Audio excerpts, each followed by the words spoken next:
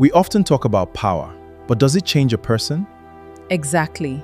Leadership begins with character. Power doesn't create character, it reveals it.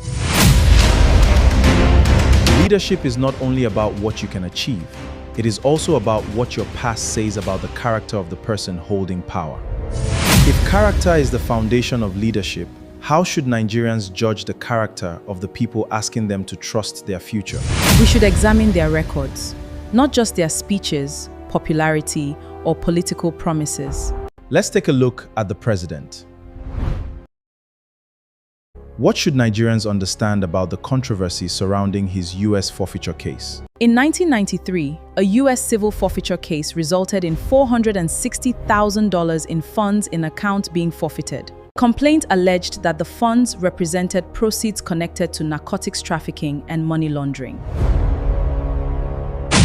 But we must be precise. Does that mean a U.S. court convicted Tinubu of drug trafficking? No.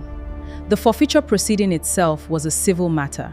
We should distinguish allegations and forfeiture proceedings from a criminal conviction. But here's the bigger leadership question. When someone seeks the highest office in a country, scrutiny of their history is legitimate. Character matters because leadership is ultimately about trust. Now compare that with Mr. Obi. Supporters often point to his record in business and governance as evidence of a more deliberate approach to personal discipline and public responsibility. Is character part of his political appeal? Yes, but we should not turn political preference into a claim of perfection. Obi has faced political allegations and controversies too. The responsible question is whether allegations are supported by evidence and whether a leader accepts accountability. Character is not proven by claiming you have no skeletons. Character is demonstrated through transparency, accountability, consistency, and how you respond when your past is questioned. So should Nigerians stop choosing leaders based only on charisma and political machinery? Absolutely. Charisma can win elections. Character determines what happens after the election. A nation should never ask only, can this person rule? It should also ask, can we trust this person's judgment, integrity, accountability with power? Then perhaps leadership begins long before someone enters the presidential palace. Exactly.